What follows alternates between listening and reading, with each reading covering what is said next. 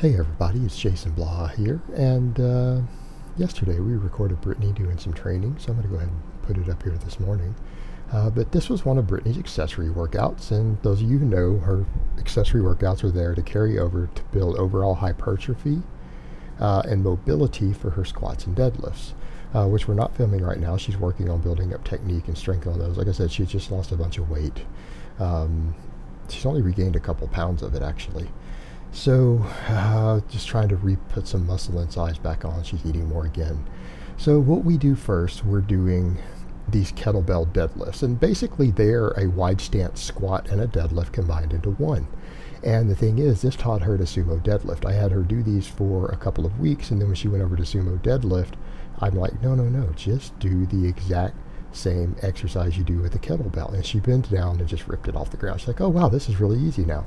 Because the first time she attempted to do it, she struggled with it. It didn't make sense to her.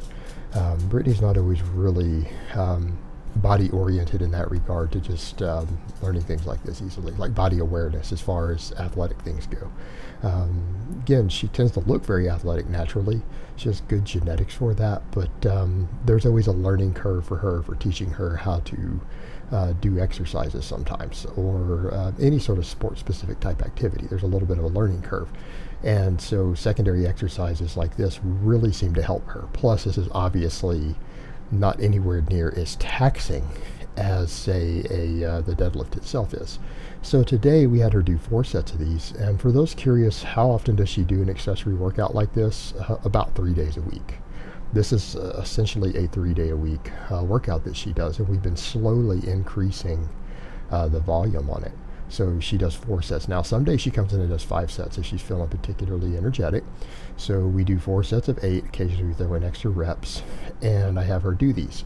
And this has been her training tool to teach her how to do her wider stance squats and the sumo deadlift. Now, the reason we're doing that is because of her hip structure, her really long legs.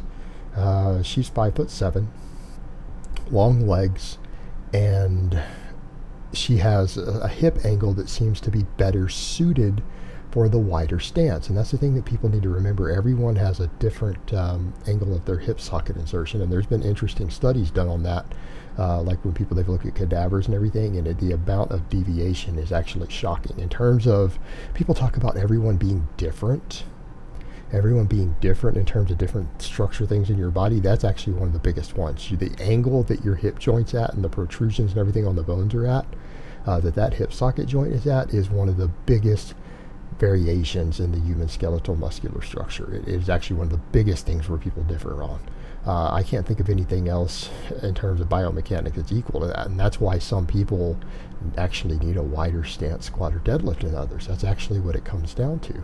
And for her, we've learned that that's actually the case. Yeah, she's deadlifted 200 with a narrow stance, but it's just so awkward for her. So we're messing around with the sumo stuff, wider stance. I've got her doing wide stance box squats now, and we'll eventually get that over to normal stuff, and she's doing those with a barbell, and I've got her doing them to death with a barbell now. But yeah, we do leg presses behind this. Why? Because we do enough axial loading stuff with her higher frequency leg work we're doing, because she's training legs 5 or 6 days a week right now. So in order just to deal with all the workload and the volume, we need less axial loading, but we still want to get the leg development. And so no weight on her spine. And like I said, I wouldn't normally work a leg press in for most people. I'll be perfectly honest with you. If someone is normally dealing with recovery issues from too much volume from axial loading, we would consider first front squats and deficit deadlifts first. But in her case, we're doing a lot of volume because she really wants to bring her legs up. She is slowly regaining a little bit of weight while doing so, and is in a situation where we've had a little bit of muscle loss, and she's got some muscle memory to work with, and she wants to really focus on this. So we're training legs 5 or 6 days a week. Because of the amount of volume we're doing, again, axial loading is going to be a recovery issue. So we don't do much as far as loading her spine more than 2 to 3 days a week, and we stick to squats and deadlifts for that. So these days we're trying to give less axial loading. We get a little bit with the kettlebell, but that's not really that significant. So it's fine. And so we go to a leg press because her weekly leg volume is so high that if we were to use squats to do all of it, it will become a recovery issue. It will become a potential recovery issue, particularly for someone not blasting gear. just the reality of it. So for actually the average lifter, I wouldn't necessarily have them do a leg press. I don't have it written into any of my programs unless you choose to use it as one of your accessories on like my intermediate off-season program. And that's the reason for it. Most people don't really need it. They can get what they need out of squatting for their legs, you know, if you're squatting 3 days a week. But in her case, because of the frequency that we're doing and needing the extra recovery, we're using the actual leg press. And the same thing, we were doing 3 sets of 8. Now we've increased it to 4 sets of 8 to 10. And I believe on the last set, she went ahead and she cranked out 10 reps. And so again, we're not worried so much right now about increasing weight on these, because I want to focus on her strength days on slowly building up her deadlift and squat. All this accessory work is just about creating metabolic fatigue and doing volume. This is about accumulating weekly volume. And again, if you're coming in doing 4 sets of kettlebells, squat / deadlifts, whatever you want to call them, 4 sets of leg press, and you're doing this 3 times a week for high reps, or moderate reps. So I would count this as high reps because I come from a strength sports background. And you're doing that for high reps. What do you think is going to happen? You're going to have a lot of volume. That cumulative volume will add to your overall strength training to induce further hypertrophy. And we really need to put more size on her quads. We really need more size on her glutes. That's the goal right now. That's actually the primary focus of our training. So all this extra volume is how we achieve that. But we're not doing it bodybuilder style. We're doing it 1 day a week. This is almost a daily type thing. Like I said, she's doing this 3 times a week here. And then we have squat and deadlift days in between for 2 to 3 of those, depending upon her individual recovery. And then on these accessory days, we're doing the lat pull-downs because, again, we can strengthen her back, and that will carry over to the deadlifts. And in time, the deadlifts will transfer to more lower body development. But we need to keep her back strong, so the same thing, we're doing 3 sets of 10 on the lat pull-downs, which she does next. Now, for those who don't remember, we use a narrow grip. I generally advocate a relatively narrow grip shoulder width for most people's back work. The reason being, it's easier on the shoulder joints, and you move the same weight a longer range of motion. Longer range of motion exercise are usually better for overall mobility and strength.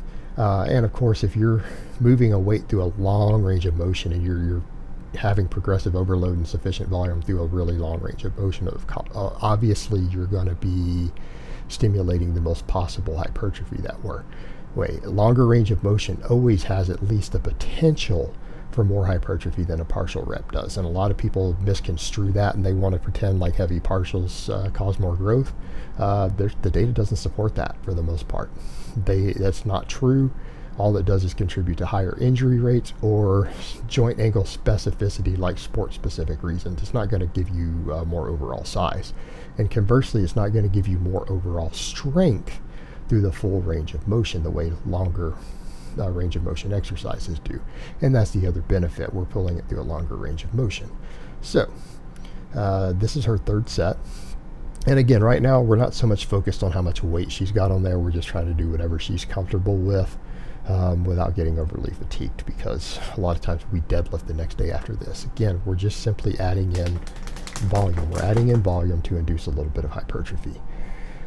And so that we get some extra back muscle to carry over to her deadlifts, because again, that can be critical for that. And then last, I have her do her standing crunches. And again, like I tell everyone, I'm big on standing crunches. You guys know that.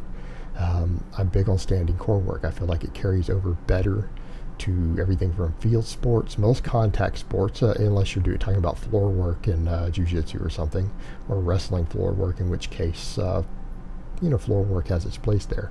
I'm big on standing crunches because, again, you can drive through the heels on them. And when most exercises that you do where you need your core stronger, a squat, a deadlift, a push press, all these exercises, you drive through the heels while standing.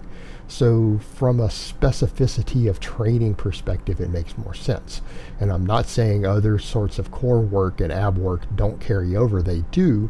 But if we want to get the most potential carryover to what we're doing, we want to be sport specific with it, right? Again, limited time in the gym, limited exercise selection. Pick and choose what you do carefully. Make sure that what you do is well suited towards your goals.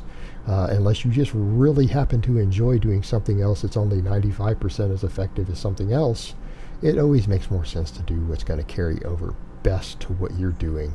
Again, unless you've got a reason to periodize it out or change it up for injury prevention, muscle balance, things like that. And those are valid reasons to change exercises, mind you. But again, it just makes sense to use stuff that's going to carry over better. And in this case, you've got the most potential carryover because it's almost like a reverse stiff leg deadlift here.